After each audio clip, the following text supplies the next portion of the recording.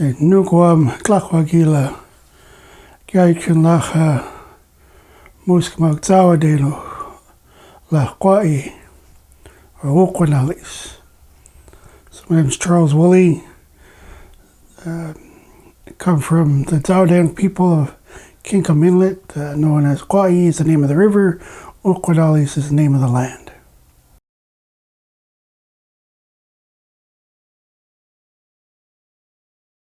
The importance of culture, even though I'm not home, but wherever we are, we have children around us. And for me, culture is everyday life. It's outside of the big house.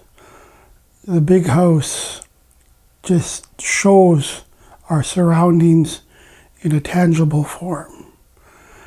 And it's important so that our children understand where they come from, but also how to look after the land, how to know that what we do to the land, we do to ourselves. And that all of our songs and our dances are tied to a land base. And the more that you understand that, the more you know you belong somewhere. That wherever you walk on this earth, you know where home is. Because you know home for us is where we come from as opposed to where we lay our head to rest every night.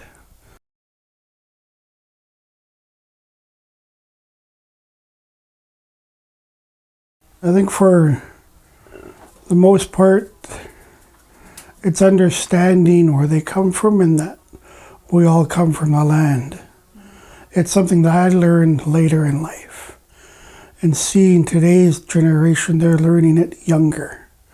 And so that gives them a head start on about wanting to look after the land.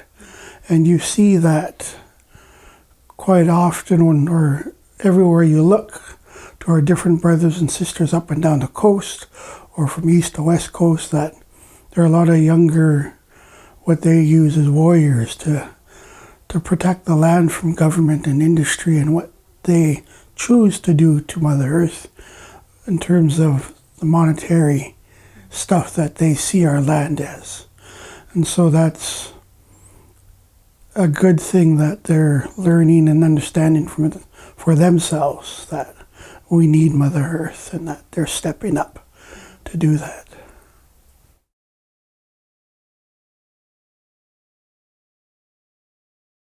Quite recently and coming up next week is Hiklugwila for my grandson. And that's important in our times right now, not only as a people, but as the world. So that we need to not only place them amongst our people, but in the bigger picture, what are we handing down to them? Not only culturally, not only on what society sees as success, but what are we handing them in terms of a land base, and the Hiflugwila, for my grandson, it's important that we keep this up, that it's a way to know that we've lived and survived this. Like we've lived and survived the potlatch ban and all the other things that our people have gone through, that we've maintained our culture and the essence of our values. We've had to adapt some ceremonies, but the teachings behind it are still the same, to be as strong as it is when our grandparents did it.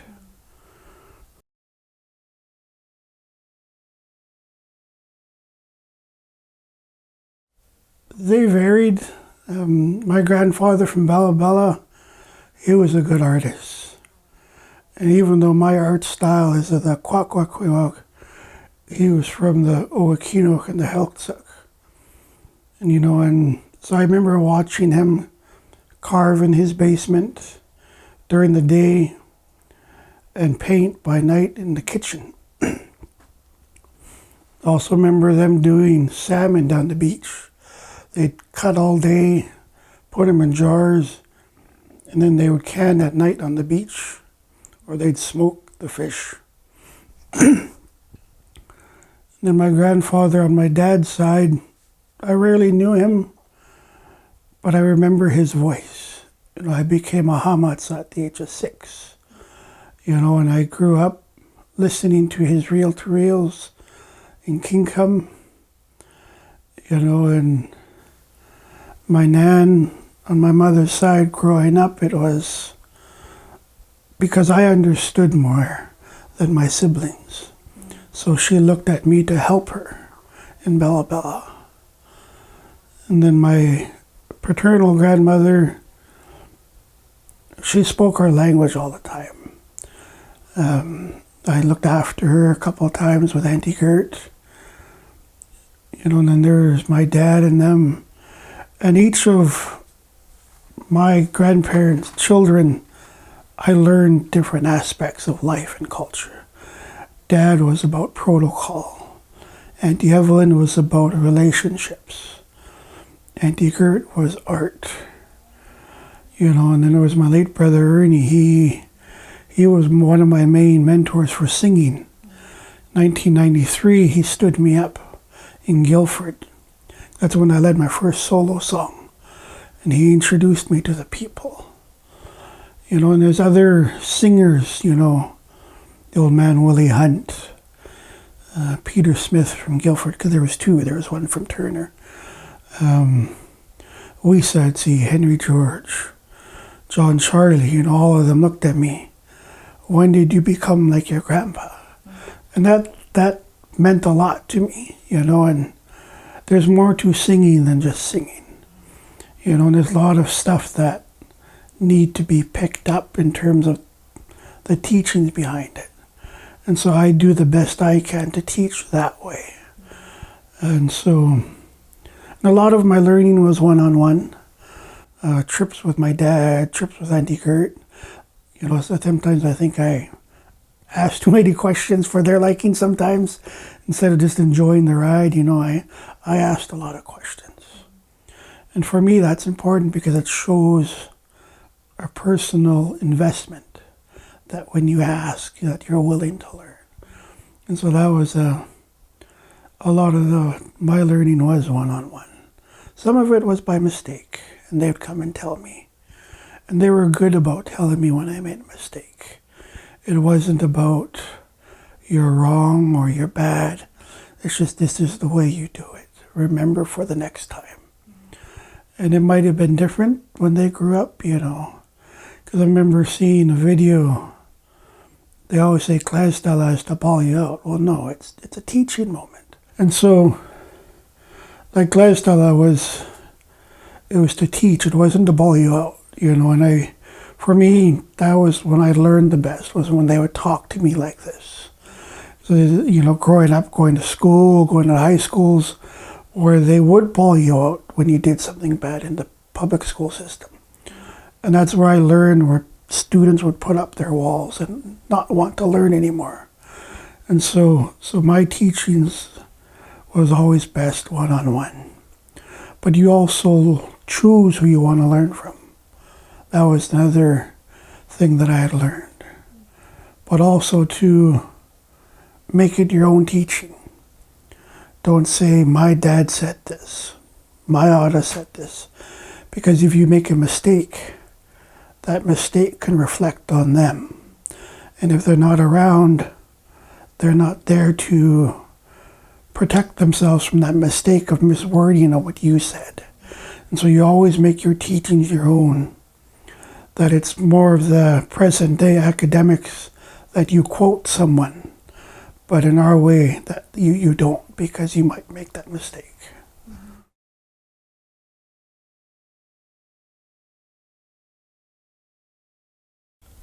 A prayer or more of a hopes, I guess, and that's something that I've acknowledged, is that a lot of our people have become more physical. And I can say that for myself, that I haven't practiced spirituality or, and I know that we all need to do that somehow to balance our four aspects of being. And so, my prayers and my hopes for her is that she lets us get it right. With this pandemic, it's given us a chance. And we need to. I've always said in the past, few years with everything going on, she can just restart herself and make us all gone. And then have the next bunch come in, hopefully that they understand and learn more than we did. And so I'm hoping she'll allow us, and I'm hoping people understand that. Not only our people, but the world. You're looking at different media and other people saying we need to look at our Indigenous people now. And are we too late? I don't know. That's the question we'll find out in years to come. And hopefully it'll be answered, before my grandson gets to be my age, that this is still here when he's my age. So that's my prayer, or what I want for Mother Earth. And that's the reason why we call her Mother Earth. She provides for us. She looks after us. And we need to do the same to her. Because if we don't, like I said, she might just decide to shut down and reset herself and wipe us all out in that process.